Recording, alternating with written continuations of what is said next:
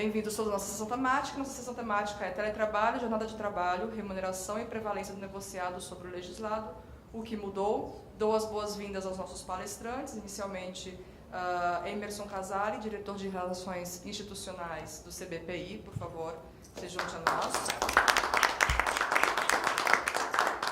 E o nosso segundo colega, Cícero Penha, consultor de assuntos corporativos do Grupo Algar também. Eu estarei mediando a sessão, sou Patrícia Galende, gerente executiva de Labor Relations da TIM. Por favor, fiquem à vontade, podem se acomodar. Para os nossos trabalhos, nós teremos 30 minutos dedicados à apresentação de cada um dos colegas e, na sequência, nós teremos a nossa sessão de perguntas para o nosso debate. Então, iniciando a apresentação, com a palavra o colega Emerson, por favor. Bom dia. Começar dizendo que é uma satisfação estar aqui com vocês discutindo novamente a reforma trabalhista. Com o setor de telecom, a gente já tem um contato bacana até nessa discussão. Agradecer ao Zé Américo aqui o convite do Sindi Telebrasil, da Febratel, agradecer a Vivian também. E a ideia aqui, a gente discutiu muito a regulamentação da terceirização enquanto ela estava no Congresso. Diante de vários temas que foi colocado aqui, eu acho que dá para a gente ter falar um pouco de uma visão geral da reforma enquanto implantação nas empresas. Tá? Essa é uma reforma muito grande, ela é uma reforma muito complexa. A gente fez alguns comentários aqui sobre a questão sindical. A questão sindical ela é muito diversa no país, né? Assim, são várias situações. Então a gente vai falar um pouquinho sobre tudo isso, mas dentro de uma visão de implantação da reforma, tentando entender o que mudou, para onde é possível avançar. Eu queria começar aqui por essa afirmação. A gestão trabalhista é e continuará sendo uma gestão calcada em decisões de risco. Isso não mudou. A pergunta inicial, o que mudou? Eu respondendo primeiro, o que não mudou? Continua sendo decisões de risco. O que você já sabe, que é exatamente o que tem que ser feito, isso daí todo mundo já sabe, mas o desafio aqui da maioria de vocês é tomar decisões em situações onde o negócio pressiona numa direção e a lei ou a justiça do trabalho, que seja, numa direção contrária, né? Eu diria que o tempo inteiro, na parte trabalhista, o que a gente faz é gerir riscos, é buscar tomar as decisões certas de risco. E eu gosto de começar falando desse exemplo, né? Esse exemplo, já alguns aqui conhecem, mas ele ilustra muito o que a gente vivia na parte trabalhista. A loja americana, no final de 2015, início de 2016, recebeu uma condenação por danos morais coletivos de 3 milhões de reais, e cada vez que um caixa arrumasse uma prateleira, ela ia pagar mais 5 mil, ou 1.500, ou 3 mil, essas condenações que a gente tem visto na justiça, né? E qual foi a situação? A loja americana criou o auxiliar de loja. O que era o auxiliar de loja? A loja estava cheia, ele estava no caixa. Aí os caixas começavam a encher de auxiliar de loja ali, né, para atender aquele fluxo e o cliente não ficar muito tempo na fila, enfim. Quando a loja começava a esvaziar, esse auxiliar de loja ia arrumar a prateleira, ele ia arrumar uma promoção, ele ia ajudar numa venda. E diante disso você tinha uma otimização ali do uso da força de trabalho, né? Não ficava, tá lá 10 caixas, todos vazios, parados, alguém está pagando essa conta, normalmente o consumidor, né? Bom, diante disso, a loja americana recebeu essa condenação porque ela criou o que o tribunal entendeu como uma função genérica. E segundo o tribunal, ela fez isso, mas ela não podia porque auxiliar de loja não consta da CBO.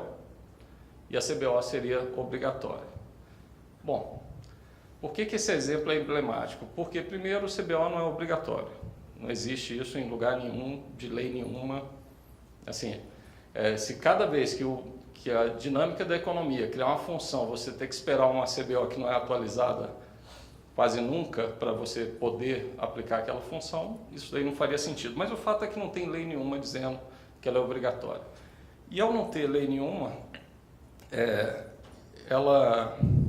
você percebe claramente a insegurança jurídica que tem ao você buscar uma solução que está mais próxima da realidade do negócio e enfrentar um ambiente trabalhista desse, né? Ou seja, qual é o nosso problema? Em resumo, e isso a reforma veio de uma forma assim, muito positiva, o desafio é como ser mais produtivo, daí eu criei o auxiliar de loja, mas o desafio é viver nessa insegurança jurídica. Daí o tribunal toma uma decisão dessa e te impede de ser mais produtivo. Então esse era o nosso mundo pré-reforma. O que mudou com a reforma? A reforma ela aproxima mais um conjunto de leis já da realidade, né, do negócio, e ela cria condições para, na mesa de negociação, você aproximar mais ainda as regras trabalhistas que você vai aplicar à realidade do seu negócio. No meio de um monte de interrogações aqui, o que a justiça vai aceitar, o que não vai aceitar, quando vai aceitar, como isso impacta ou não impacta, né? Esse continua sendo o desafio, ou seja, continua sendo decidir sobre risco, o que eu implanto, o que eu não implanto, o que vale a pena, o que eu ganho muito e o risco é baixo, né? Então esse é eu diria que é o resumo da história. Bom, avançando aqui um pouquinho, você passa para mim, por favor? Obrigado. A reforma ela vem então nessas duas direções, ela tem um conjunto de questões que vem diretamente tratar do tema da produtividade. Essa realmente é a reforma da produtividade. Questões ligadas à jornada de trabalho, que a gente vai comentar, batem direto na produtividade. Questões ligadas a modelos de contratação de trabalho, batem direto na produtividade. Questões ligadas à remuneração, cargos, a gente acabou de ver um exemplo de um cargo, batem direto na produtividade. A reforma trata de tudo isso, né? E ela ainda trata de outras questões. E do outro lado, a reforma ela tenta, de alguma forma, colocar o guiso no gato, né? Ela tenta segurar um pouco aí a questão do ativismo judicial, de toda essa visão que foi colocada aqui no painel anterior, né? Ela tenta trazer um certo risco para quem vai acionar a justiça, né? Então isso muda um pouco o próprio risco trabalhista, já que antes eu tinha certeza que todo mundo nesse tema ia acionar a justiça. Agora, intervalo entre a jornada, todo mundo, pedia 1 hora todo dia, enfim. Agora só são alguns minutos, pode ser que a justiça não dê, e se não der eu vou ter que pagar sucumbência para outro advogado. Então tudo isso já começa a criar uma situação diferente no risco trabalhista. Simplificou questões de dispensa, própria dispensa coletiva, enfim, tem um outro conjunto de questões que não muda a ideia de que temos incertezas, mas a gente está com incerteza no mundo melhor agora, tá? Isso com certeza, essa é uma certeza. Bom, o que mudou com a reforma trabalhista? Então, olhando a lei, e sem entrar em detalhes, aqui o que a gente percebe é o seguinte: no campo da jornada você teve muitas mudanças, e muitas mudanças que algumas se refletem no dia seguinte no passivo das empresas. Exemplo, a questão dos 15 minutos antes da jornada extraordinária da mulher. De um dia para o outro, se havia dúvida sobre isso, se haviam ações, se haviam problemas, teoricamente a partir de hoje não vai haver problema. Bom, só para regular aqui, porque aqui tem 20 minutos ainda, é isso?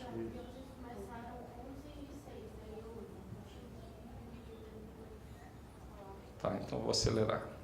Bom, tem questões que você ganha produtividade na hora. Antes eu tinha que colocar, veio um fiscal, me fez colocar um rap lá na entrada da empresa, lá embaixo. Agora eu vou colocar o rap perto de onde o cara vai trabalhar. Aquilo dali são 10 minutos de jornada todo dia de todo mundo. Então isso daí é produtividade na veia, é uma decisão que você pode tomar. O risco jurídico parece baixíssimo, né? Então você tem todo um conjunto de questões de tempo a serviço, a questão do banco de horas para quem não conseguia negociar o banco de horas, a questão da intrajornada, né? A própria questão do teletrabalho, aqui entendido como como algo que tem muito a ver com jornada de trabalho também, né? Vai trabalhar à distância. Aqui tem toda uma discussão se você vai controlar ou não vai controlar a jornada. Se for algo possível de controlar, controle. Se não for algo possível de controlar, faz igual, como disse o deputado aqui, use o que o TST usou, né? Faça métricas ali de produção. Enfim, mas abre um conjunto de possibilidades de você melhorar a produtividade. Do outro lado, vem tudo que você pode negociar, seja o que está escrito, seja o que não está escrito, né? Porque foi muito inteligente a reforma ao permitir que aquilo vai prevalecer, se negociado, vai prevalecer sobre a lei, aqueles temas, entre outros temas, né? Então, eu posso negociar uma situação específica de jornada de trabalho, eu posso negociar um regime de sobreaviso e eu posso negociar uma jornada em viagem, que era um problema, eu não sabia e ficava tomando um certo risco e toda hora eu tomava condenação na justiça, dizendo que tinha que pagar desde a hora que o cara saiu de casa, enfim. Enfim, tem várias situações. De repente aquilo faz sentido levar para uma negociação para o sindicato. É uma quantidade de temas muito amplos e ninguém imagina que tudo isso vai ser resolvido na próxima negociação coletiva. Talvez vai ser resolvido ao longo de 10 anos, vai se criando uma cultura, vai se avançando em temas relacionados à produtividade. Outra coisa que mudou muito com a reforma é a questão da contratação da força de trabalho. A gente tinha uma situação em que você tinha poucos modelos e muita insegurança. Então tinha coisas que você não sabia se podia terceirizar, se podia, né? Tinha situações que havia uma irregularidade no uso daquela força de trabalho. Então, dependendo do setor, contratava informal mesmo. Dependendo do setor, contratava PJ. Dependendo do setor, tentava terceirizar. Enfim, mas tudo era muito, muito instável e inseguro. A reforma abre um leque de possibilidades. E aqui, antes da reforma, bastante importante a lei do trabalho temporário e da terceirização, que o setor aqui brigou tanto para avançar, né? Então, agora, se eu tenho dependendo do meu uso da força de trabalho, o que é constante é o contrato normal. Tem um período que eu tenho mais gente, 3 meses, 2 meses, se eu quiser eu posso contratar temporário. Antes eu não estava nem podendo contratar temporário, porque a justiça dizia assim, não, no final do ano você já sabe que você sempre vai precisar desse pessoal, né? Durante a semana tem 2 dias, 3 dias de pico de trabalho, de repente eu consigo agora, em função de algumas coisas da legislação, enquadrar como tempo parcial, né? Mas eu tenho algumas irregularidades diárias, então essa franja aqui você de repente vai contratar como intermitente, né? Então você agora, em função das suas necessidades de uso da força de trabalho, você vai poder ter muito mais opções de contratar de uma forma segura. Lógico que você vai fazer conta de tudo, tem que fazer, né? Assim, esse contrato intermitente, o custo unitário vai ficar muito alto, não vai ficar muito alto, tudo isso vai ter que ser visto. A reforma ela também traz, na parte de cargos e remuneração, ela traz novas possibilidades de modelos, né? Então, aqui você tem desde as mudanças que ela já permite, na questão de verbas que não são consideradas verbas salariais, até uma segurança de mexer no seu plano de cargos e salários e ver onde você tem mais problema de equiparação e criar algo que blinde mais a empresa quanto a isso, criar uma política mais meritocrática dentro do plano de cargos e salários, né? E aumentar a produtividade também. E do outro lado, ela traz toda essa possibilidade de você negociar muita coisa dentro de cargos e salários também. Então, nesse caso aqui, vai surgir ali, quando eu disse que a convenção, o acordo vai prevalecer sobre a lei e vai poder falar de plano de cargos e salários e funções compatíveis, vai poder surgir um acordo lá com o sindicato, ou na convenção lá com o sindicato no Rio Grande do Norte, onde vai estar escrito lá: as empresas poderão inserir no seu plano de cargos e salários o auxiliar de loja, que vai arrumar a prateleira, estar no caixa, empacotar e etc, etc. E ele vai ter o piso 10% maior do que o caixa. Bom, negociou, todo mundo topou, todas as empresas vão com muito mais segurança poder usar aquele profissional multifunção. Então, o que a gente percebe, levar isso assim, nem nós temos preparação, nem cultura, para essa negociação, nem o lado de lá principalmente, né? Então, realmente vai ser um tempo de adaptação, de montagem dessas pautas, de evolução dessas discussões, tá?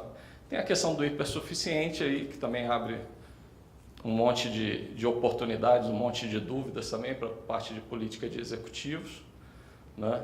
O que você achar que dali você consegue, agora que você já pode, mas mesmo assim você chegar para o sindicato e dizer, sindicato, você sabe que isso daqui eu já posso, mas eu quero fazer aqui com você alguma coisa, talvez você tenha até uma segurança adicional se você achar que tem algum risco nessa história. Bom, e por fim a reforma traz outro conjunto de temas também. Ela traz mudanças importantes aqui, que a gente não vai detalhar na questão de fiscalização, essa questão dos fins do contrato, do processo judicial, né? Enfim, isso daqui tudo muda muito a questão do cálculo dos riscos, né? E traz essas questões sobre negociações coletivas e relações sindicais. Como eu comentei rapidamente no painel anterior, que a gente estava na parte de perguntas ali, a diversidade nossa na questão sindical é muito grande no país, muito grande. Então, talvez o que se aplique aqui no setor de telecom não tenha nada a ver com várias realidades do setor de TI, e não tenha nada a ver com várias realidades de call center e etc. Mas o fato é que todas essas questões que a reforma trouxe na parte sindical, elas abrem muitas interrogações. Então, a questão da prevalência do acordo coletivo abre muitas interrogações, abre muitas oportunidades, mas muitas interrogações. O fim da ultratividade, que é algo que sempre pareceu bom para as empresas, aí voltando, eu negocio, criei o auxiliar de loja, arrumei toda uma parte de jornada, arrumei não sei o que com o sindicato, arrumei não sei o que, 2 anos com o fim da ultratividade, se não tiver renovado ali, eu já começo a entrar numa insegurança grande, né? Então, isso tudo vai bater muito na estratégia de negociação, tá? Bom, a comissão laboral, um monte de dúvidas sobre isso, não está bem escrito, então as dúvidas são muito grandes. E a questão da contribuição sindical, que isso, dependendo do setor, a quantidade de pressões que isso tem gerado na base tem sido grande sobre os executivos das empresas, né? E agora, né? Eu acho que o desafio nosso agora é correr, tá? E é correr com inteligência. Tem setores onde as coisas vão acontecendo muito rapidamente, assim, as propostas já estão embutindo os ganhos que a reforma vai ter, e tem setores que estão indo de uma forma muito mais cautelosa dentro desse processo, né? E a empresa ela tem que estar ali, ela tem que estar muito atenta, porque se ela está num setor que está todo mundo já correndo, ela não precisa tomar os riscos errados que o outro está tomando, mas ela não pode ficar esperando a maturação da reforma para tomar algumas decisões. Bom, com isso daqui, nosso desafio é esse daqui, é olhar essa reforma, olhar aí, gente, sem brincadeira, umas 200 oportunidades mais ou menos, dentro desses vários temas, para você rever decisões do que você vai mudar, quando você vai mudar, de que forma você vai mudar, se isso são ações de gestão, se isso são ações que passam pelo campo sindical, qual vai ser a sua estratégia, se para fazer isso que é super importante eu quero calçar mais numa situação jurídica, assim, procurei 3 escritórios bons que me disseram, ó, tá aqui 3 teses que vale a pena fazer isso daqui, ou não, no jurídico, dependendo da situação eu vou segurar um pouco isso, porque o ambiente ainda é de risco e principalmente um ambiente de muito terrorismo, né? Acho que mais terrorismo até do que qualquer coisa. E para fechar, é isso daí, simples assim, a implantação da reforma, ela implica em você reavaliar um conjunto enorme de questões, reavaliar um conjunto enorme de oportunidades, né? Os riscos dentro disso, identificar, priorizar, né? Montar um plano. Algumas coisas são para o dia 11 de novembro, algumas coisas são para a próxima negociação. Assim, o sistema tem que estar arrumado em 11 de novembro para questões, o contrato de trabalho tem que ver o que ele muda em 11 de novembro. Tem coisa que eu estou pensando em terceirizar e estou até avaliando se não é para eu fazer isso logo, né? Dependendo daquela situação das pessoas. Enfim, tem tudo isso. E aí você vai montar, assim, eu acho vai ter uma quantidade enorme de quick wins. Você tem que olhar isso com um conjunto de cuidados dentro da empresa, assim, projetos ligados a questões de compliance. Vou reestudar toda a minha parte de jornada. Tudo bem, não é para ontem, mas esse é um projeto grande que muitas empresas vão acabar fazendo. Eu vou estabelecer uma estratégia para a questão da negociação coletiva, seja empresa, seja setor, né? E eu vou monitorar isso e eu vou ter que praticamente ter um PMO para implantar a reforma, porque a quantidade de coisas e o impacto dentro das empresas, em termos de contrato, sistema, operação, é muito grande, né? Enfim, em linhas gerais, era essa a mensagem que a gente queria passar, um pouquinho da questão da implantação da reforma e aqui poder fazer toda essa discussão aqui depois com vocês sobre os diversos pontos. Obrigado, gente.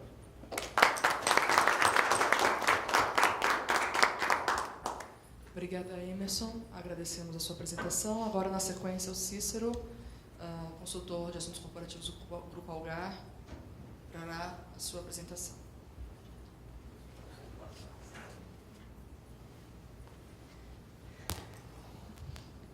Bom dia. Primeiramente, agradecer a direção do Cida Telebrasil, na pessoa do nosso amigo aqui, que gentilmente nos convidou para participar desse painel. O Casale é especialista no assunto, não sei se eu vou conseguir agregar mais alguma coisa, mas vamos lá.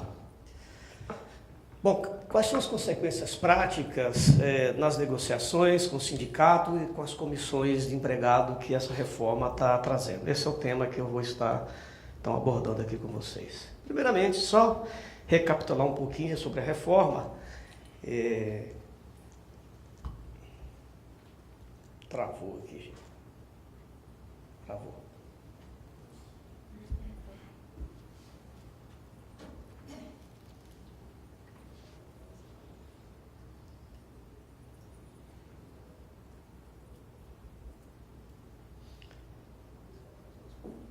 José América, tecnologia é isso.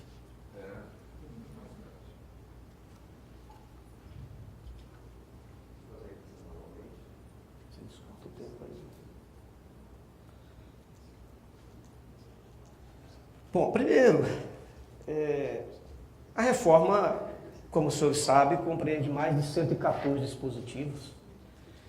Ela atinge o judiciário, porque ela limita alguns poderes e fortalece outros no judiciário. Ela atinge os empregadores, porque flexibiliza, desburocratiza de certa forma, tem ganhos, né? Ela atinge também os empregados, né? Porque, de certa forma, diminui o paternalismo, né? Em vários dispositivos, como a gente pode ver aí. Ela atinge os advogados trabalhistas, porque cria limites e responsabiliza mais. A gente espera que essa indústria de reclamação trabalhista e esse modelo em que os advogados vão para a porta do fórum e ficam aliciando os empregados para entrar na justiça, e muitas vezes recheando uma petição com um monte de coisas que ele mesmo sabe que o reclamante dele não tem direito, mas que ele coloca para ver se passa, né? E atinge os sindicatos, porque mexe na arrecadação e, de certa forma, também responsabiliza mais. Muito bem.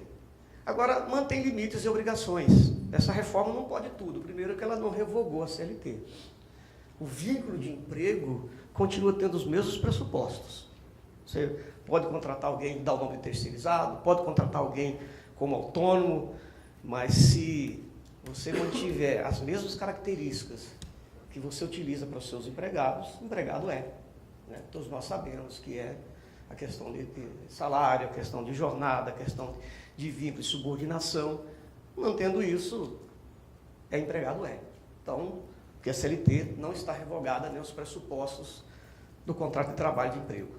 Manter os direitos básicos, férias, 13º, fundo de garantia, não mexeu nada disso, apesar dos sindicatos dizerem isso há 4 ventos, que tirou os direitos dos trabalhadores.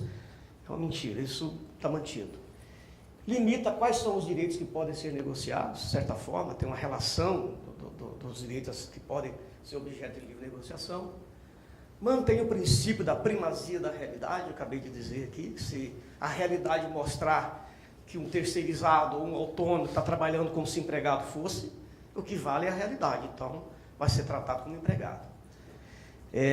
Não revogou o artigo 9º da CLT, que pune a fraude e a má-fé, então temos que tomar muito cuidado.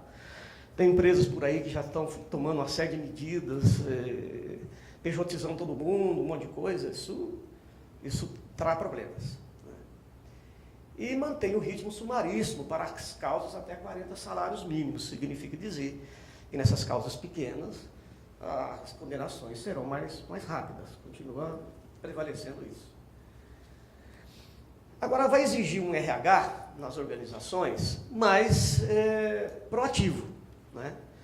Um RH que seja mais estratégico, que tem decisões para serem tomadas no interior da empresa, que podem criar problemas ou podem ajudar, dependendo da maneira que for. Tem que ser mais analítico, ele tem que ser mais proativo e também vai ter que ser um RH mais negociador, porque nós temos aí um monte de oportunidades que nos dá condições de negociar. E mesmo que ele não vá para a mesa diretamente negociar, ele precisa de entender o jogo das negociações, até para orientar os negociadores sobre os seus limites, etc. Vai demandar uma maior competência na gestão de RH, que nós chamamos de talentos humanos, na relação com os sindicatos, né? Eu sempre digo que o sindicato pode pedir o que quiser, e eu vou dar o que posso dar.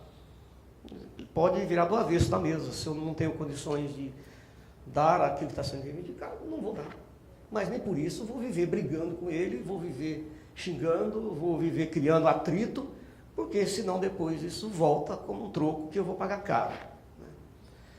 Eu vou precisar dele para várias coisas na empresa.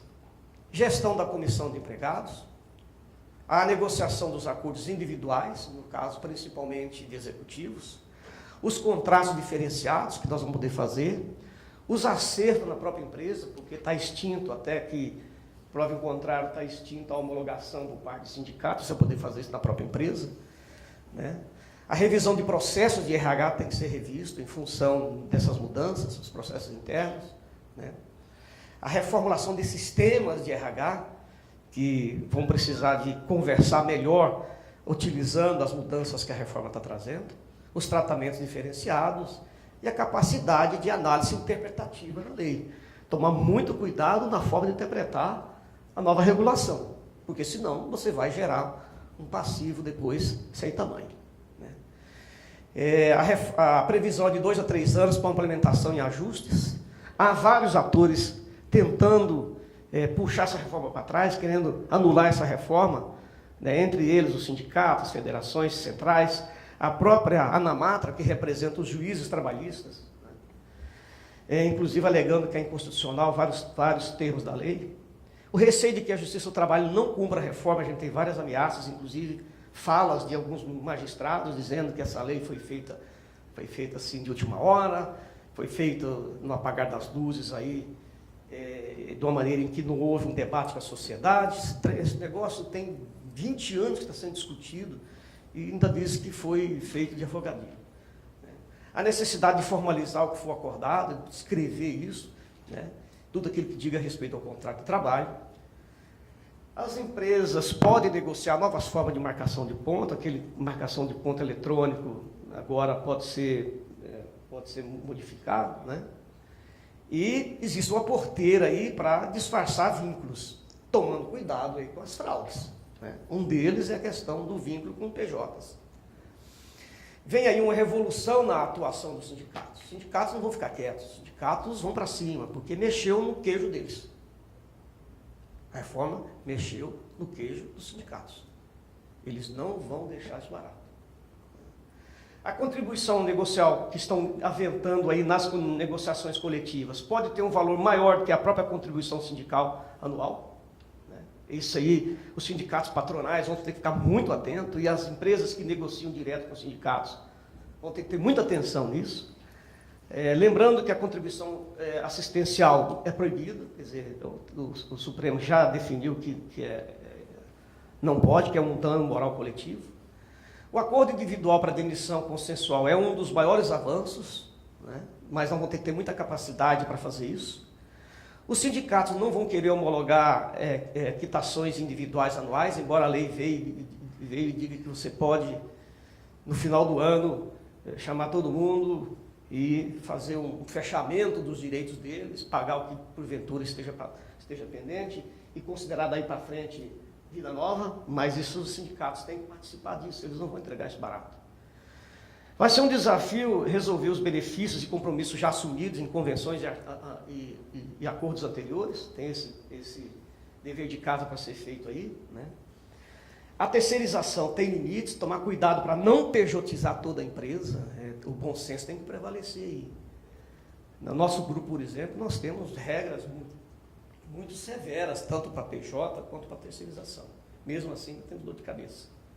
E o diálogo interno passa a ser fundamental.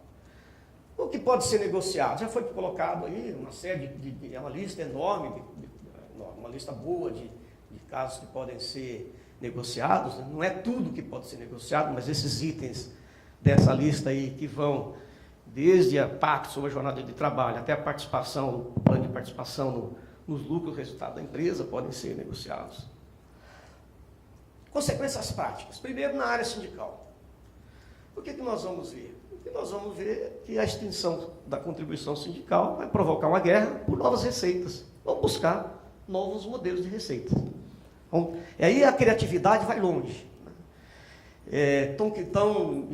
No último acordo que eu vi agora, recentemente, estão criando uma contribuição de ajuda financeira do sindicato, de contribuição espontânea.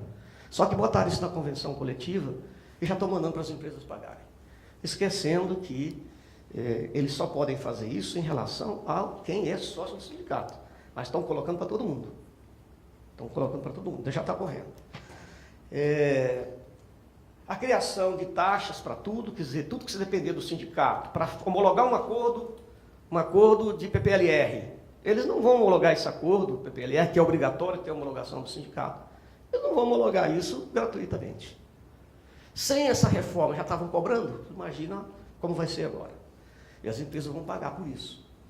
Campanhas por sindicalização, eles vão fortalecer isso, sabendo que precisam agora cada vez mais de ter adesão da categoria, buscar sindicalizar pessoas, trabalhadores. O endurecimento nas negociações coletivas, os sindicatos vão vir mais agressivos, vão se fortalecer muito nisso.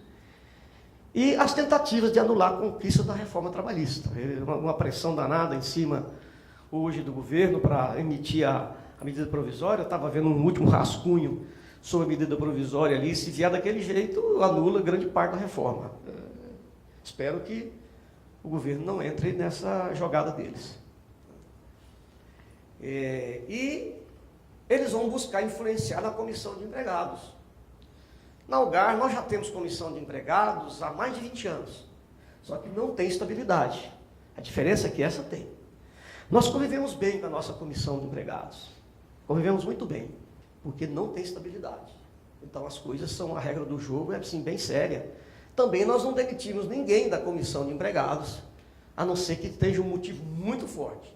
Porque se você demite alguém da comissão de empregados pelo fato de que ele se manifestou durante os processos de discussão interna, você acaba com a comissão de empregados que não tem estabilidade. Essa tem estabilidade. Então, pode vir aí, no início dessas discussões, nós vamos ter pessoas mais acaloradas e vai ser preciso tomar cuidado. O que fazer? As empresas que celebram um acordo coletivo, o que devem fazer? Essas empresas, elas precisam, primeiro, preparar negociadores internos. Tem que treinar gente, tem que treinar pessoas que possam ir para a mesa. As empresas menores podem contar com consultorias especializadas em negociação, mas vão precisar de negociar. Não ceder nem liberar delegados sindicais, custeado pela empresa. Nós já fizemos isso, foi uma besteira. Porque você libera uma pessoa para ser delegado sindical, eles pedem para que fique por conta do sindicato, a empresa pagando, e esse cara vira um inferno na vida da empresa, porque ele sabe todos os meandros da empresa, ele conhece as pessoas e começa a fazer futrica. Enfim, você vai ter um problema muito sério. Então, tirando os diretores sindicais, que já são, por natureza, estáveis, se você conceder mais alguém para ficar por conta do sindicato, como delegado sindical, com estabilidade, você está arrumando um problema muito sério. É a sua empresa. Não conceder garantia de database, porque todos sabem que quando você concede garantia de database, o sindicato não tem pressa para fechar o acordo coletivo, e você vai criando problemas internos. As pessoas começam a achar que a empresa é que não quer ceder, que não quer negociar, e eles sabem muito bem fazer o jogo de intriga. Né? Eles sabem muito bem fazer esse jogo de intriga, e você daqui a pouco está com um clima organizacional horroroso em função disso. Então, isso é uma coisa que nós recomendamos não fazer. Então, o sindicato, no caso nosso, que temos mais de 60 sindicatos vinculados no Grupo Algar, eu já coloquei uma regra bem clara, não damos garantia de database para ninguém mais. E ter uma pauta de reivindicações da empresa. Né? O professor Pastore, conversando com ele fala, Cícero, as empresas não têm pauta, as empresas não sabem trocar, as empresas vão lá para conceder o que está pedindo, diminuir o que está sendo solicitado, ver se concede menos, mas também não tem pauta, principalmente não tem pauta sobre produtividade. E nós somos muito ruins nisso, é uma coisa que nós vamos ter que aprender a fazer. Ter cuidado para não entrar na guerra de receitas do sindicato, porque eles vão começar a inventar taxas para tudo. Ainda dentro do que fazer, as empresas que dependem de ação de convenção coletiva, que é aquelas empresas que negociam direto com o sindicato, você se prepara o teu negociador, então o jogo é mais duro. Quando é o sindicato patronal com o sindicato dos empregados quem negocia,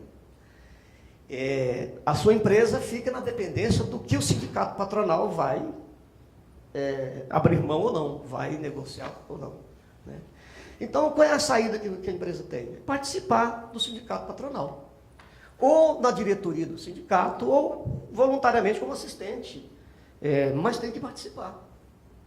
Porque a gente tem visto em negociações aí, sindicatos patronais despreparados, fazer concessões que as empresas depois ficam com uma dificuldade enorme para poder cumprir. A outra coisa é notificar o sindicato patronal sobre o que não concordar. Notificar, inclusive, por escrito.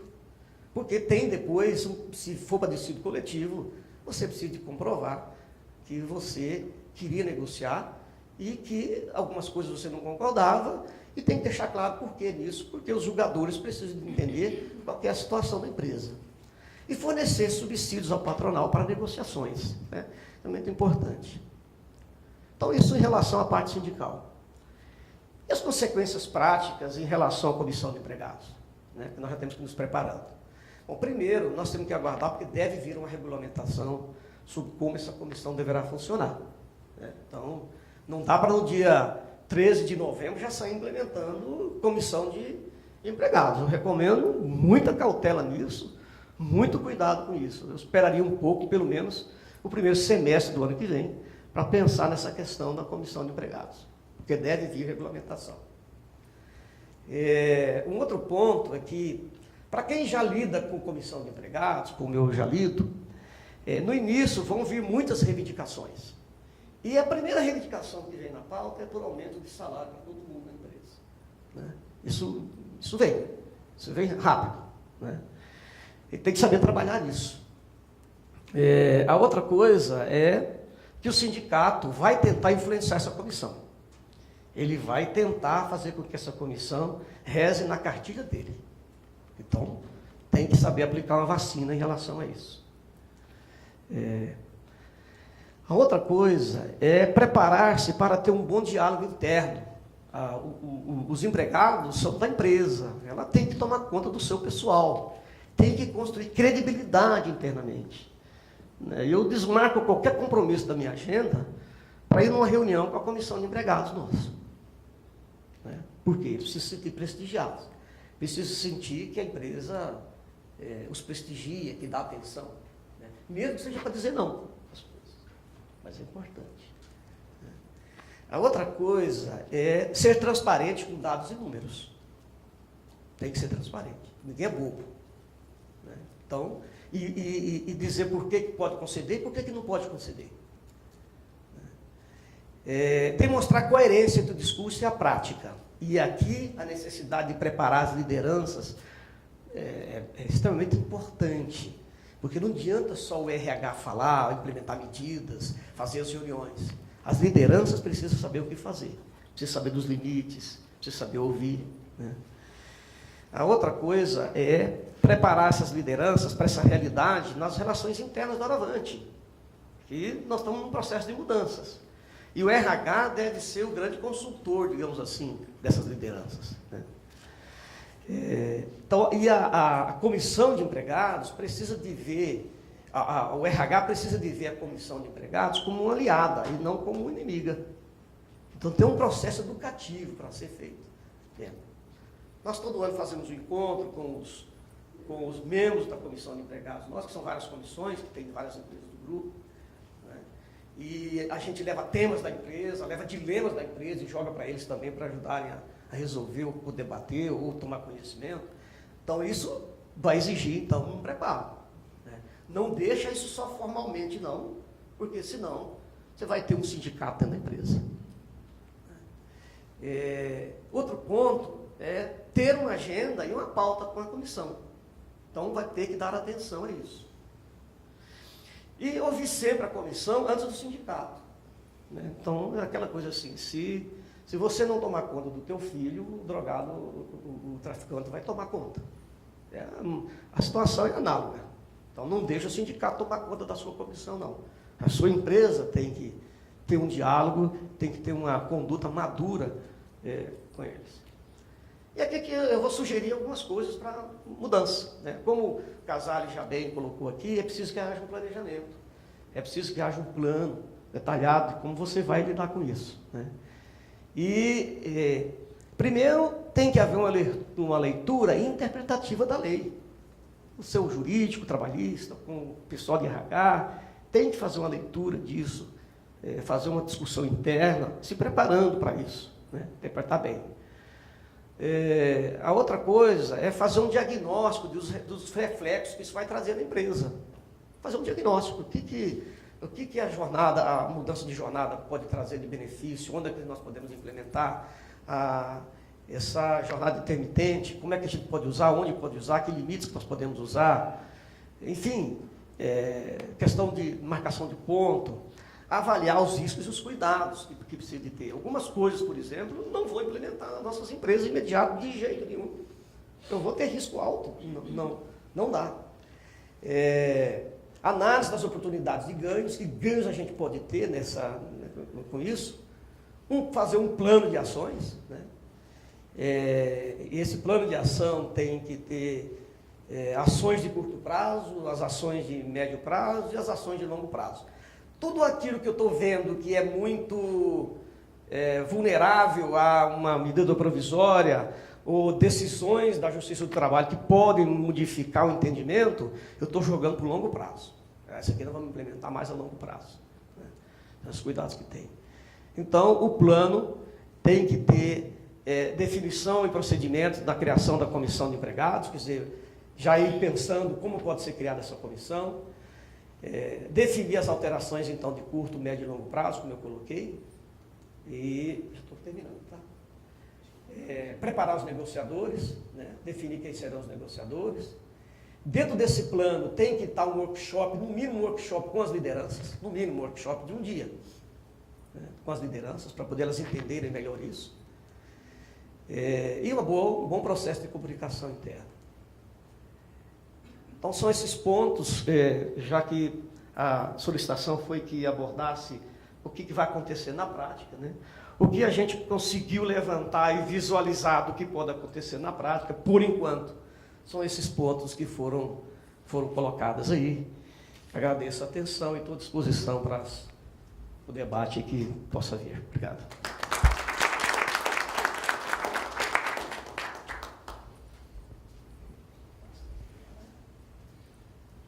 Então, agradecemos a apresentação do Cícero, estamos abertos para as perguntas. Nossa, já temos perguntas, que ótimo. Vou guardar a minha para depois, então. Vamos começar com alguma do nosso grupo. O microfone está disponível? Sim. Agora levantar a mão junto. William, cede cavalheiristicamente aí o lugar para o colega. Eu sou uma dama. Olha, parabéns pela apresentação, né? Esse debate aqui sobre a reforma trabalhista está muito interessante.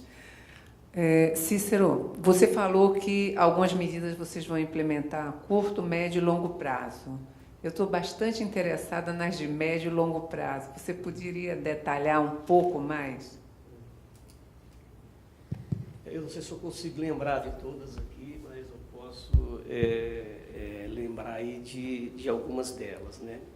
Bom, primeiro, essa questão da pejotização, essa questão de contratação de PJs, né? Isso é uma medida que nós vamos trabalhar mais a longo prazo. Nós não vamos fazer isso de imediato, mesmo sabendo que tem uma série de atividades que a gente pode terceirizar. Mas isso precisa de uma análise com muito, muito cuidado. Então, vou deixar um pouquinho mais para frente isso, né? Essa questão da comissão de trabalhadores, eu vejo ela muito mais como uma medida de médio prazo. Eu preciso entender um pouco mais como isso vai ser, primeiro esperar se vai ser regulamentado. Se não, eu vou precisar de analisar melhor as consequências, as oportunidades que isso vai trazer e fazer essa implementação, porque aquela comissão que eu tenho, eu posso manter ela, mas como eu falo que ela tem que ser eleita e que tem estabilidade, eu vou ter que repensar, porque eu tenho nomes lá dentro que eu tenho medo. Então, eu tenho que repensar. Não vou fazer de imediato. Esse para mim é médio prazo, só para dar um exemplo, né? Agora, o trabalho intermitente, esse eu preciso implementar de curto prazo, porque eu tenho empresas nossas, por exemplo, um resort, o Rio Quente é um resort que pertence ao Grupo Algarta, né? E nós temos um problema sério, porque ali você tem problema de sazonalidade, final de semana eu preciso de mais gente, durante o meio da semana eu tenho gente que não precisaria de estar lá, eu preciso de reforço no feriado, então esse é imediato, isso tem que já partir para executar, né? Só para dar um exemplo de cada, pelo menos. Não sei se... Mas nós estamos mapeando, nós fizemos um workshop, todas as empresas nossas, nós pegamos todas as alterações e fomos mapeando, ponto a ponto, o que pode, o que não pode, o que tem que esperar, etc, etc. Nós fizemos um trabalho dessa forma. Bom, bom dia, Williams da Oi. A minha pergunta pode ser tanto para a Patrícia como para o Emerson também. É um pouco parecida com a da doutora Vívia. Imediatamente, assim, na visão de vocês, o que a gente precisa fazer? Me veio à cabeça agora a questão do teletrabalho. Não seria o caso já principalmente dos novos empregados admitidos, já terem um contrato de trabalho assinado, individual, já levando em consideração essas alterações? Como é que vocês veem a necessidade imediata? O que a gente precisa fazer para ontem, antes do dia 11? Essa é uma angústia que as empresas vivem, não só a minha, como todas as empresas, diante da reforma trabalhista. Bom, a questão do teletrabalho, eu acho que é algo que merece muito, assim como questões de jornada, merece um estudo um pouco mais, quase que de engenharia de produção, né? Assim, como é que esse modelo vai se aplicar melhor na minha empresa. Se existir algum tipo de restrição para eu fazer teletrabalho, eu já tinha certeza que eu queria fazer, e agora com a reforma eu já posso fazer, então tudo bem, isso daqui já estava claro do ponto de vista de operação, que isso era bom para a empresa, né? Então, eu acho que um desafio que todo mundo aqui de alguma forma vai ter, vai ser justamente de repensar a sua força de trabalho, como vai ser, o que fica no teletrabalho, o que vai para o intermitente, aquilo que a gente comentou.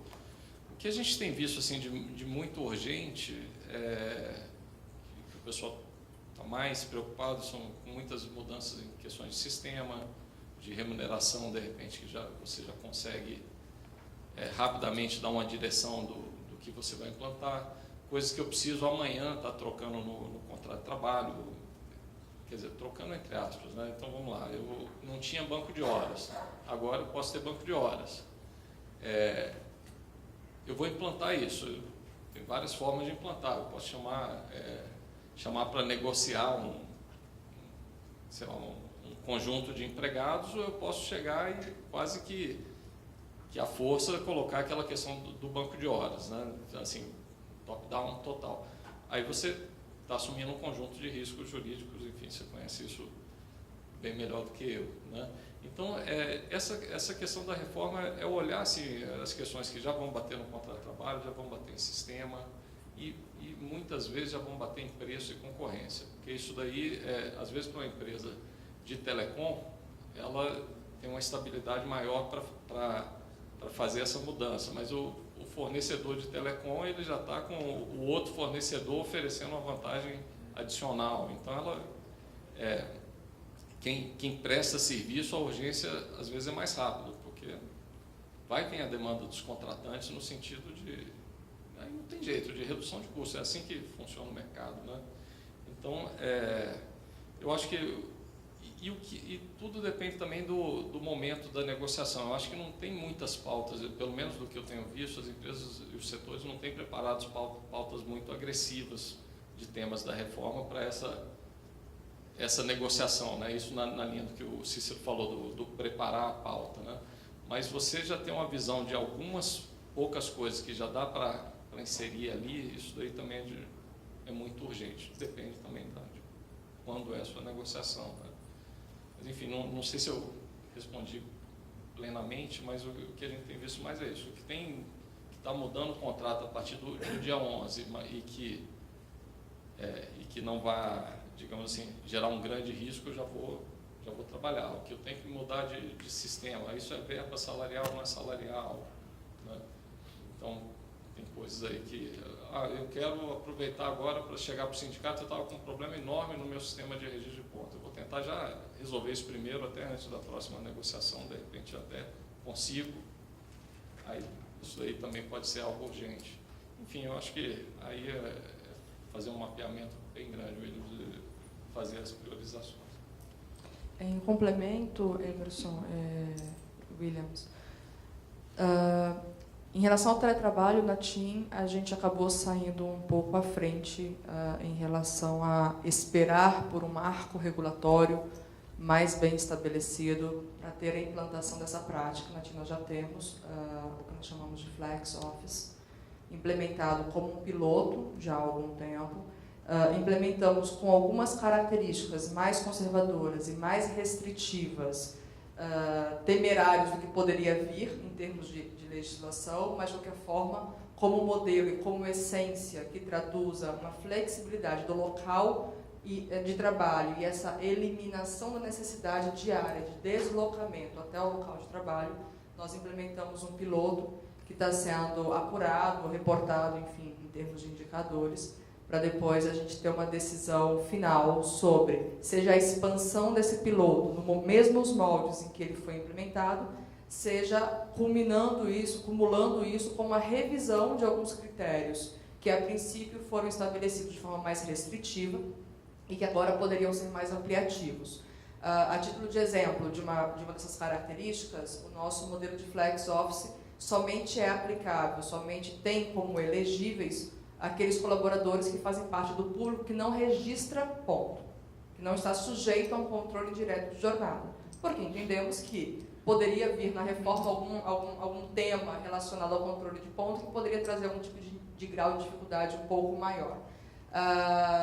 Uma oportunidade que nós teríamos certamente numa expansão desse piloto, numa revisão de modelo, é entender se ampliaríamos então a toda a população que trabalha na companhia. Então, respondendo ao primeiro item da pergunta, que se relacionava ao teletrabalho. Em relação a temas que a gente está avaliando, acho que a exemplo dos colegas, certamente todo mundo está se debruçando sobre essa temática, entendendo quais são os riscos, benefícios, curto prazo, médio prazo e longo prazo, para aqueles temas que nós queremos aproveitar, cientes de riscos, mas muitas vezes precisando também nos apropriar das oportunidades que nós temos.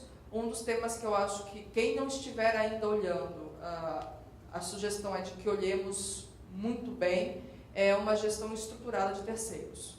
A reforma franqueia essa possibilidade, esse leque maior de explorar outras formas de trabalho, que não só o empregado típico, seletista, adstrito ali as características da relação de emprego, mas traz para o negócio um cardápio, né, um pouco mais ampliado, e definir um modelo de tomada de decisão, make or buy, de qual é o tipo de mão de obra aplicável a cada atividade que a companhia desempenha ou desempenhará. E mais do que isso, trazer um modelo de gestão, de verificação e de controle dos aspectos legais que precisam estar presentes nas diversas formas de tomada de mão de obra, eu acho que vai ser um diferencial sob a perspectiva da segurança jurídica. Então, talvez seja um dos mecanismos para, num curto prazo, capitalizar essa oportunidade que a legislação nos trouxe, mas, ao mesmo tempo,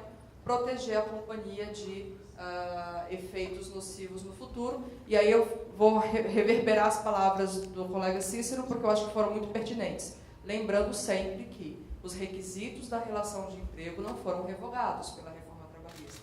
Então, não adianta a gente, se me permitem a coloquialidade, chamar urubu de meu louro, né? Se terceirizado terceirizado ele deve ser. Um terceirizado que tem gestão direta, subordinação, talvez não há reforma que resolva o passivo trabalhista que a condução diária da gestão desse serviço está atraindo.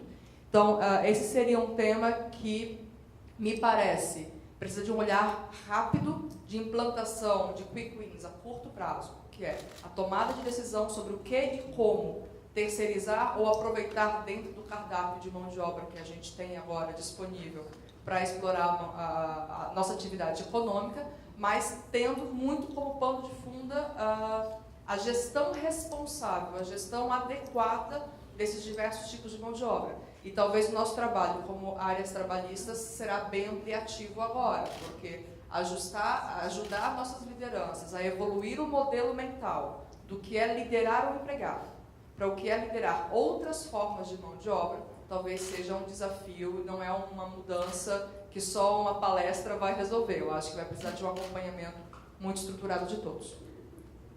Deixa eu só fazer mais uma contribuição. Quer dizer, o teletrabalho é uma das coisas que a gente pode implementar de imediato. Né? Nós já fazemos isso antes da lei e agora vamos ampliar isso. O teletrabalho é uma das formas de trabalho à distância.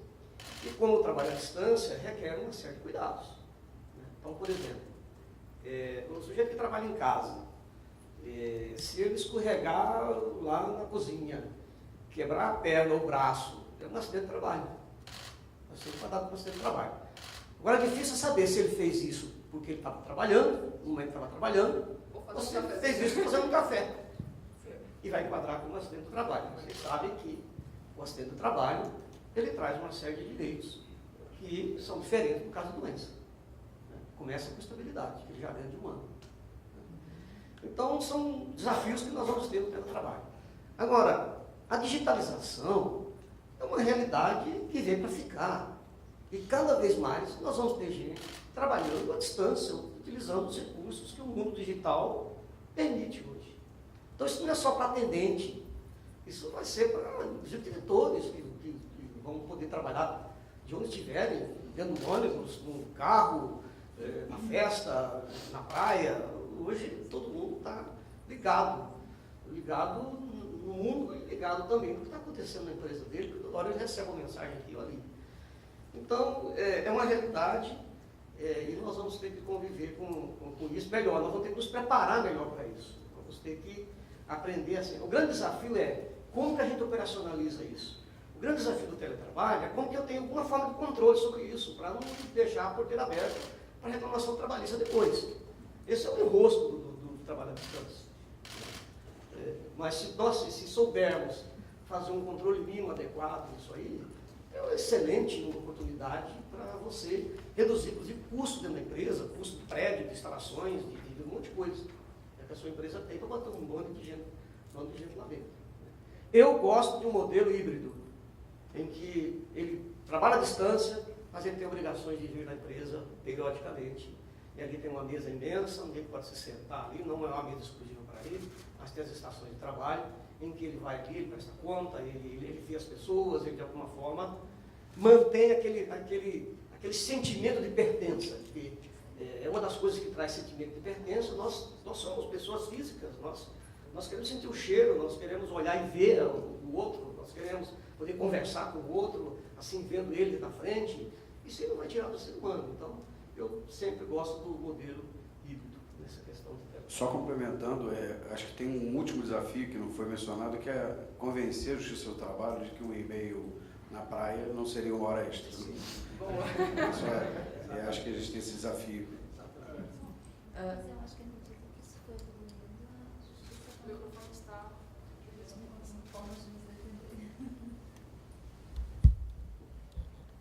Não? O Paulo que pediu. Não é nem tanto uma pergunta, é mais um comentário, porque essa reforma ela se tornará mais efetiva ou não, dependendo do que vai acontecer daqui por diante, né? Eu falo isso porque a minha preocupação não é nem tanto como implementá-lo, embora os desafios sejam muitos, né?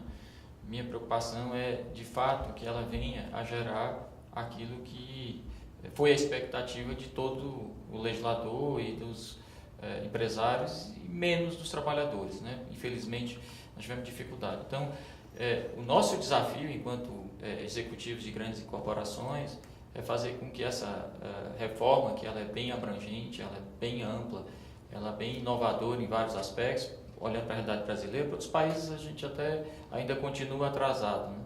Mas a preocupação é que cada um de nós aqui tenhamos sempre em mente o cuidado na implementação, deixar claro sempre a boa-fé da companhia, né? Porque, embora a boa-fé no final possa ser relevada, ela vai ser considerada, né? No julgamento se atém muito à lei.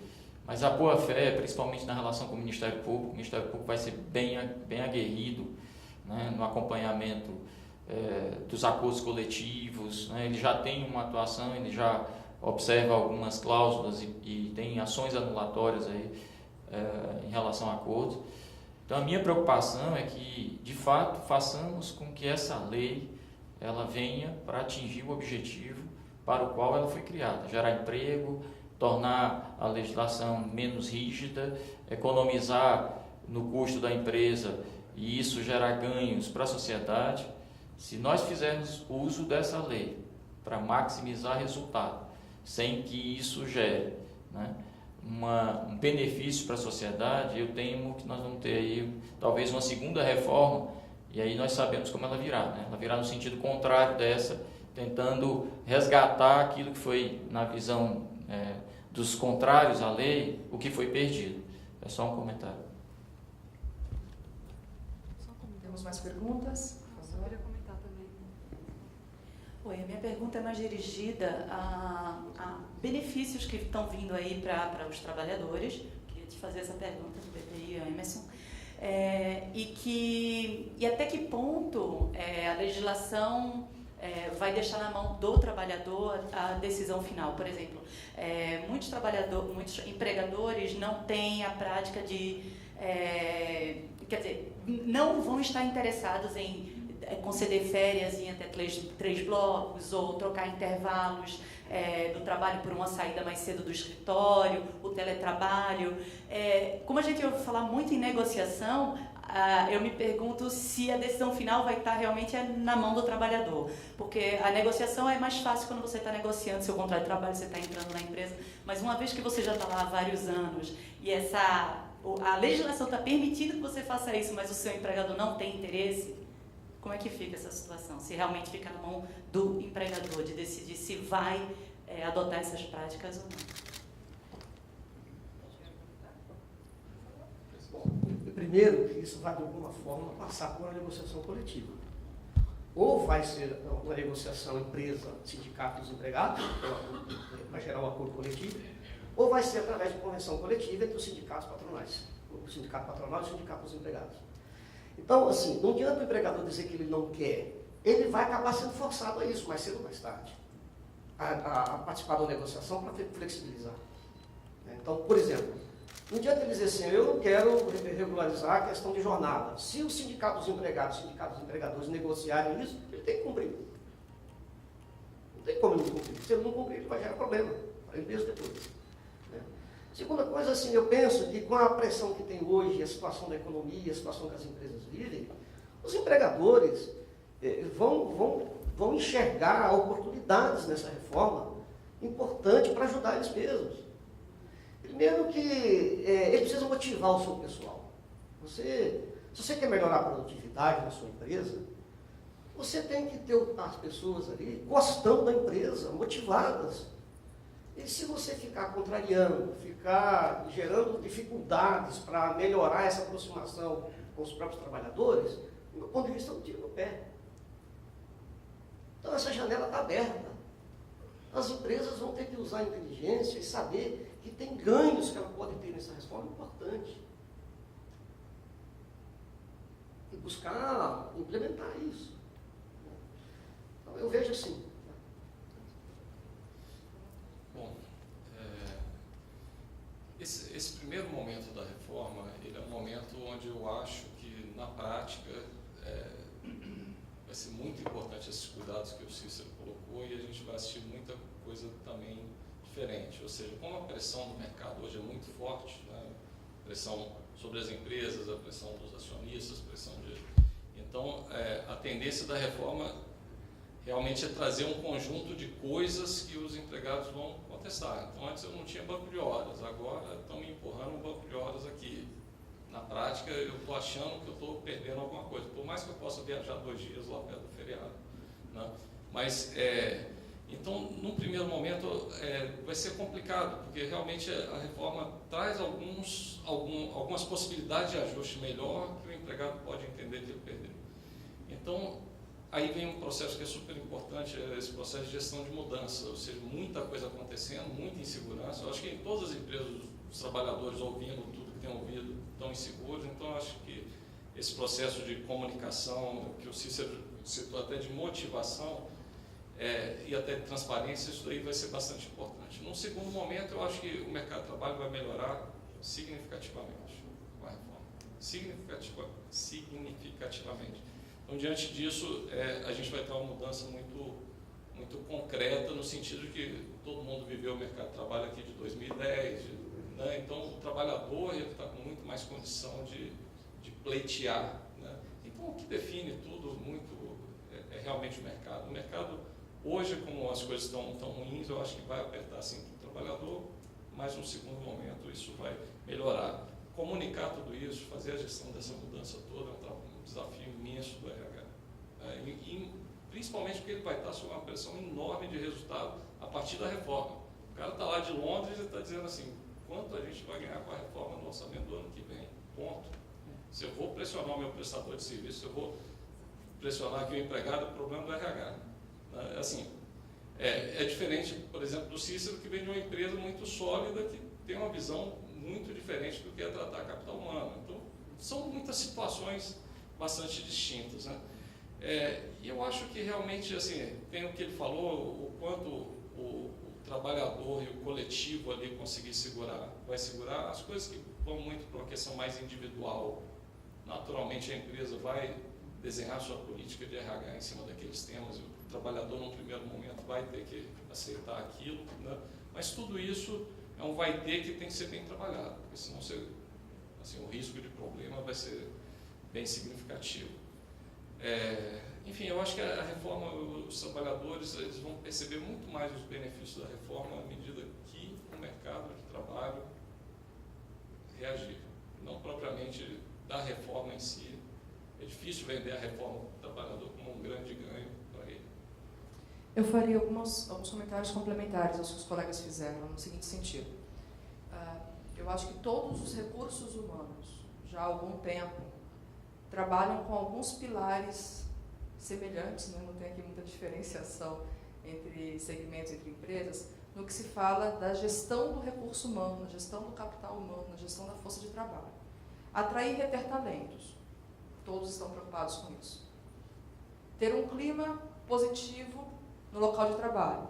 Todos estão preocupados com isso. Tá difícil. Algumas empresas medem e traduzem os resultados de pesquisa de clima em planos de ação que vão melhorar o clima. E, obviamente, depois a medição da pesquisa de clima, ano contra ano. Todas as empresas estão preocupadas em graus diferentes, mas faz parte sempre do cabedal de uma estratégia de recursos humanos falar de qualidade de vida e falar de produtividade. todas as vantagens que a reforma traz para o colaborador permeiam esses aspectos que são pilares de um planejamento estratégico de RH. Então, na minha percepção, eu não vejo como uma estratégia de RH, a partir de agora, não ser concebida sob a ótica dessas oportunidades trazidas sobre a reforma trabalhista e que se traduzem em um ambiente favorável a atrair intertalentos, ter uma melhor qualidade e clima de trabalho e alavancar a produtividade. Talvez o desafio seja, e aí vou me remeter à fala dos colegas no painel anterior, talvez o desafio seja como é que nós comunicamos bem isso internamente aos nossos colaboradores e aos nossos líderes. Talvez diminuir a demonização aí da mídia até agora construída em torno da reforma, tentando capitalizar justamente aquilo que ela traz de pontos positivos para os colaboradores e como isso é convergente àquilo que as estratégias de recursos humanos há anos vem pregando, vem tentando implementar, muitas vezes sem um lastro legal, que agora possuímos. Então, essas seriam as minhas observações sobre o tema. Se vocês me permitem, a Cláudia me inspirou a falar algumas outras coisinhas aqui que eu vejo nessa questão aí.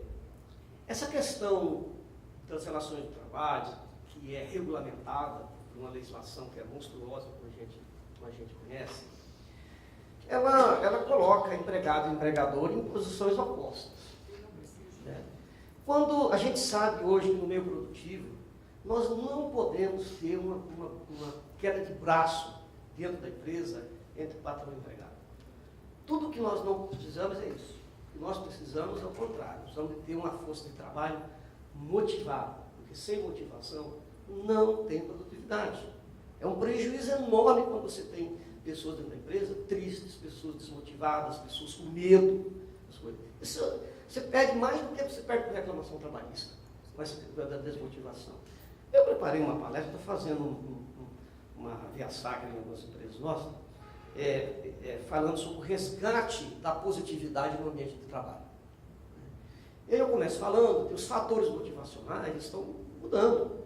Se no passado os fatores motivacionais estavam em cima do senhorio, das regras, do salário, dos benefícios, isso ainda vale. Mas o que está valendo mesmo para valer é a tal da motivação intrínseca, que é aquilo que a pessoa gosta de fazer, como que ele se sente tratado ali dentro, o que inspira ele dentro daquela empresa, o que inspira ele naquele ambiente de trabalho, né? Qual é o objetivo que está se buscando para ser alcançado, né? Quais são os valores que essa empresa defende, se está contra os valores dele ou não, se ele é aderente a esses valores, né? A missão dessa empresa, a visão que essa empresa busca.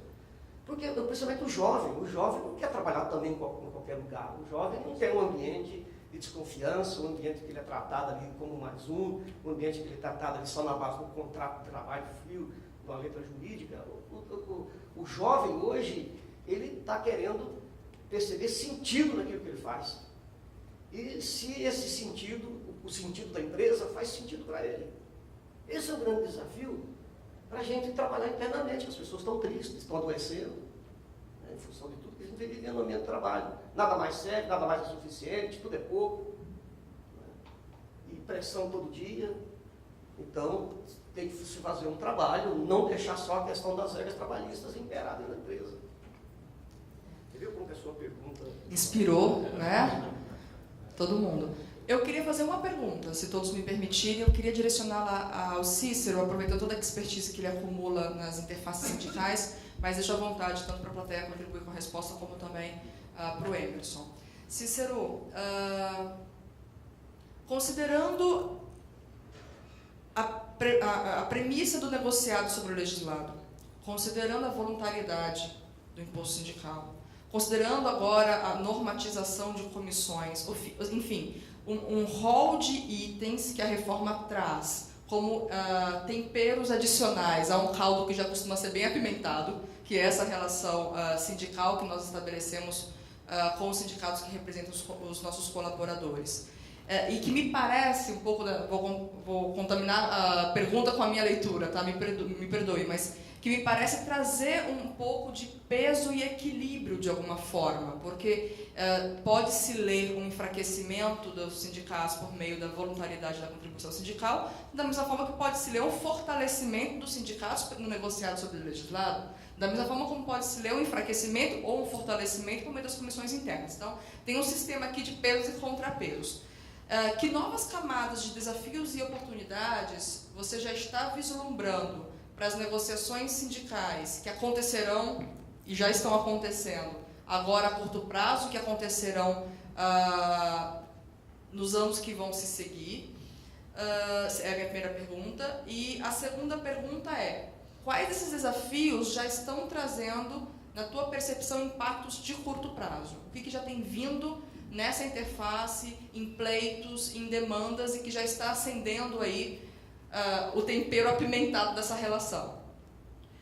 Primeiro, o ambiente hoje dentro das organizações não está para muito otimismo e para muitas concessões, muitas reivindicações, né? Os próprios trabalhadores hoje já estão dando graças a Deus quando a empresa mostra que ela está sólida, que ela consegue romper esse período, que ele possa preservar o seu emprego. Então, isso o trabalhador consciente já é um grande ganho. Eu acho que, com a reforma, essa questão do teletrabalho, trabalho à distância, isso é uma coisa que pode ser implementada logo, e eu já vejo as empresas já se movimentando para isso. Isso é uma coisa de curto prazo. A questão dos diferentes modelos de contrato de trabalho, esse é outro fator que as empresas estão vendo com muitos bons olhos, né? Que é você poder ter uma flexibilidade maior na sua contratação, poder ter um pouco mais de segurança jurídica no processo de terceirização, que é uma coisa que agonia as empresas muito, né? Porque o nível de insegurança que a gente tem até agora, com essas contratações terceirizadas, é enorme, enorme. Então, com essa definição que veio, trouxe a lei, de que não importa a atividade, se é fim ou meio, você pode terceirizar, desde que seja uma terceirização de verdade, isso é um grande alívio para as empresas e vai abrir uma ampliação muito forte de negócio, de prestação de serviços, né? Que, aliás, eu não consigo entender um país como esse, que precisa de gerar emprego, porque tanta prevenção contra a terceirização, sabendo que a terceirização é um exemplo de geração, de criação de novas empresas e que pode multiplicar em muito as vagas de trabalho no país. Abrir mercado. Gente, eu estou numa época em que o cara que cuidava da manutenção no ar-condicionado tinha que ser empregado da empresa. Um dia a gente falou assim, está errado isso. Ô, vem cá, vai montar a tua empresa, vai prestar serviço para nós aqui de manutenção de ar-condicionado e vai prestar serviço para outras empresas. Hoje o cara, um sujeito tem uma empresa lá que gostaria de ser dono dela. Ele compra, vende ar-condicionado, dá manutenção, e eu mesmo como executivo não tenho o patrimônio que ele tem, 40 anos de trabalho, não tenho o patrimônio que ele tem. Ele foi auxiliar de manutenção de ar-condicionado do nosso grupo. Hoje ele emprega várias pessoas. Então são oportunidades que tem, que precisa, que essa legislação está trazendo, que a gente já pode implementar logo. Só uma parte, Cícero, eu acho que você tocou num ponto importante da terceirização, um segundo. Eu creio que essa disseminação muito negativa com relação à terceirização vem em grande parte por causa dos sindicatos dos trabalhadores, né? E a questão da negociação, vai negociar com o sindicato da terceirizada ou vai negociar com o sindicato do contratante? Arrecadação pura, desculpa. Infelizmente é isso. Uma outra coisa que essa reforma está trazendo, que é um benefício já de curto prazo, esse ganho, ele é pedagógico ou andragógico, dependendo de como cada um encara aí. Eu vou dizer que é andragógico, porque a andragógica é educação adulta e pedagogia é educação infantil, né? Então, ela é andragógica, porque ela está trazendo um item importante para desenvolver melhor a cultura da nossa sociedade de trabalho. Porque hoje a cultura ela é totalmente paternalista. Totalmente paternalista. Então, esses dispositivos novos que estão sendo implementados aí, vai contribuir muito para o desenvolvimento de uma mentalidade em que traga um equilíbrio maior nessa relação capital-trabalho. Você tem direitos, mas tem deveres. Eu não posso tudo. Eu não posso ficar mentindo, como até agora as pessoas mentem e o juiz não vai fazer nada. Gente, tem advogados lá na minha cidade que são expertos em fabricar petições trabalhistas por coisas absurdas. Pior, tem gente que tem advogado que compra a ação trabalhista do sujeito, paga para ele assina a petição e ele vai entrar na justiça e depois pega o dinheiro. Denúncias no AD, tem uns montes. O que é feito? Nada. Nada é feito. Então, a gente espera que esse seja um dos ganhos imediatos, que a gente vai ter extremamente positivos. Diminuir essa prática. Ok. E eu queria tentar fazer uma última pergunta para o Emerson, de um aspecto da legislação que muito me atraiu. Acho que a reforma me atrai de muitas formas, né? Mas tem um aspecto que me atrai muito, que é do que eu estou audaciosamente chamando de relativização da hipossuficiência, né? Nós que somos operadores jurídicos da área trabalhista sabemos que toda a construção trabalhista está apoiada numa premissa até hoje inquestionável de que o empregado é sempre, em qualquer circunstância, um hipossuficiente, ou, na linguagem, né, mais clara, um coitado.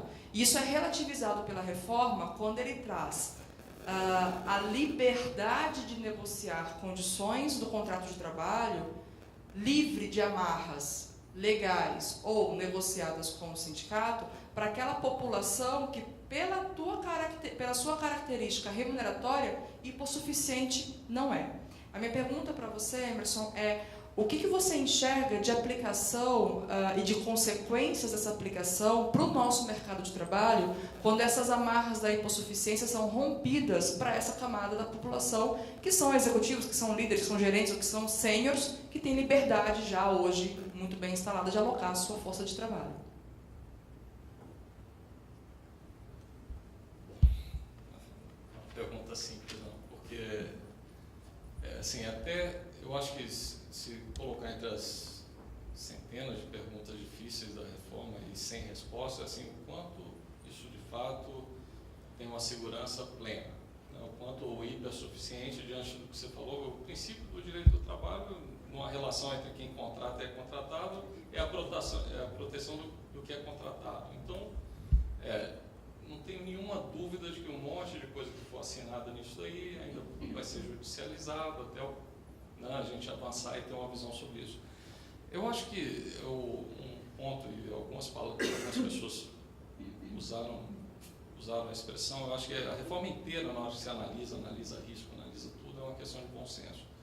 Então, se você consegue aqui avançar no sentido de ter uma política de RH para executivos, para especialistas que ganham acima de 11.500 ali, com critérios bem definidos, onde aquela negociação não parece algo realmente imposto, e sim algo que se entende que aquilo é uma política de executivos bem construídas, com critérios bem construídos, com muita meritocracia. Enfim, eu acho que aí você tem um espaço enorme para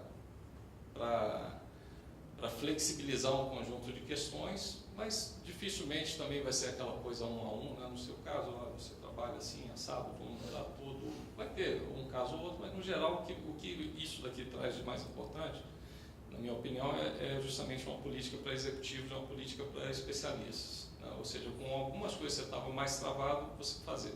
Agora, o que acontece? Você já tem muitas convenções que, por exemplo, não aplica o INPC para quem ganha acima não aplica o reajuste para quem ganha acima de tanto, né? Se você consegue ainda levar, já que você pode aplicar, né, se você ainda consegue levar elementos desse seu plano de cargos de salários, enfim, para a convenção coletiva, tá? Aí eu acho que você vai ter uma segurança bem maior, né? Mas, enfim, eu acho uma visão muito rápida de uma questão muito nova, né? Assim, eu acho que passo por aí. Ok, agradeço. Chegamos ao fim, né, da nossa sessão. Agradecemos a participação do Emerson e do Cícero pelas suas brilhantes colocações e apresentações. Agradeço o convite para estar aqui mediando essa sessão. Foi uma honra, um privilégio estar com todos. E espero que todos aproveitem o resto do dia aí, né? Temos muitas sessões com muitos temas ainda interessantes e intrigantes a serem debatidos.